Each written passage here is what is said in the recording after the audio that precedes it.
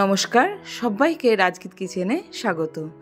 আজকে বানাবো চিকেন কষা। তো কিভাবে বানাচ্ছি শুরু থেকে শেষ অবধি স্টেপ বাই স্টেপ এখানে সম্পূর্ণ ক্লিয়ার করে দেওয়া হচ্ছে। আর আজকে চিকেন কষাটা স্পেশাল এ কারণেই, কারণ কি আজ বানাচ্ছে আমার মা। তো মা কিভাবে চিকেন কষা বানায় সেটাই আপনাদের সামনে তুলে ধরছি। আর এই রেসিপিটা আমি আপনাদেরকে সবাইকে রিকোয়েস্ট করব বাড়িতে এরকমভাবে বানাবেন, যেমন সময় কম লাগবে সেরকমই বাড়িতে থাকা সমস্ত উপকরণ দিয়েই কিন্তু রেসিপিটা বানানো হয়ে যাবে, খুবই ইজি। আর মা বানালে তো আমাদের স্বাদ দ্বিগুণ বেড়েই যায় যে কোনো রান্নার। আর আপনারা যারা আমার চ্যানেলে নতুন আছেন তাদেরকে সবাইকে রিকোয়েস্ট করব চ্যানেলটিকে যেন সাবস্ক্রাইব করে দেবেন এবং আপনার মতামত যেন অবশ্যই জানাবেন। চলুন শুরু করেই। তো একটা পাত্রের মধ্যে আমি বেশ অনেকটা পরিমাণ, ওই ধরুন 700-800 মতো চিকেন নিয়ে নিয়েছি। এটাকে একটুখানি বড় সাইজ করেছি, খুব বেশিও না, মাঝারি একেবারে বলতে পারেন। এটাকে খুব ভালো করে ধুয়ে এটাকে একটা পাত্রের মধ্যে নিয়ে নিলাম। আর ওদিকে মশলার জন্য প্রথমে পেঁয়াজগুলোকে কুচি করে নিয়েছিলাম, সেটাকে একটু খুব সুন্দর করে জলের মধ্যে ধুয়ে নেব। ব্যাস, এই রান্নাটাই কিন্তু খুব একটা আর বেশি কষ্ট করার দরকার নেই। এবার দেখুন এটাকে ধুয়ে নেওয়ার পরে মিক্সি জারের মধ্যে কুচি করা সমস্ত পেঁয়াজটা কিন্তু আমি এখানে দিয়ে দিচ্ছি।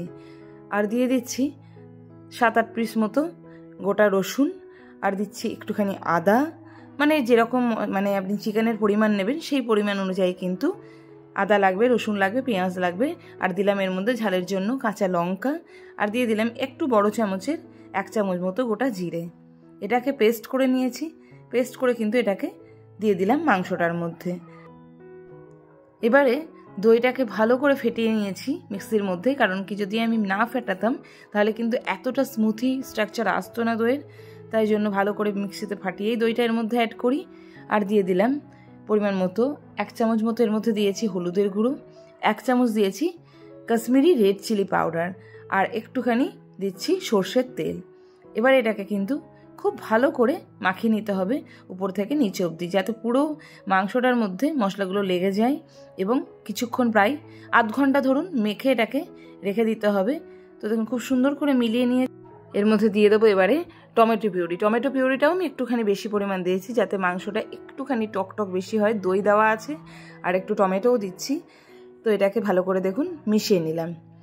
এদিকে কড়াই গরম করতে দিয়ে দিয়েছিলাম, তাতে দিয়ে দিচ্ছি একটু পরিমাণ সর্ষের তেল, আর দিচ্ছি গোটা গরম মশলা, শুকনো লঙ্কা, তেজপাতা।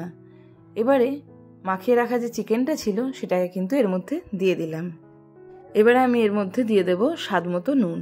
তো চলুন 1 চামচ মতো এর মধ্যে নুন অ্যাড করলাম। তো ধীরে ধীরে দেখুন দেওয়ার পরেই কিন্তু এটা কালার খুব সুন্দরভাবে চেঞ্জ হতে লেগেছে। যেহেতু এর মধ্যে কাশ্মীরি রেড চিলি পাউডার আছে, দই আছে, টমেটো পিউরি আছে, তাই জন্য মাংসটা কিন্তু খুব দ্রুত কালারটাকে চেঞ্জ করে দিয়েছে। তো ব্যাস, এটাকে আমি ঢাকা দিয়ে ভাপে মাত্র 7 মিনিট মতো হতে দিয়েছিলাম। চিকেন কিন্তু দুর্দান্তভাবে নরম হয়েছে এবং খুব সফট হয়েছে, আর লুকটাও দেখতে পাচ্ছেন খুবই ভালো লাগছে। তো এটাকে কিন্তু আপনি রুটি, ভাত, যে কোনো কিছুর সাথে, বা যদি ফ্রাইড রাইস বানান, পরোটা বানান, সব কিছুর সাথেই কিন্তু সার্ভ করা যেতে পারে।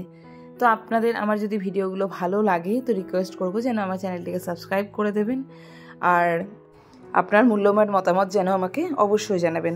আজ তাহলে এখানেই রাখছি। থ্যাংক ইউ, সবাই ভালো থাকবেন।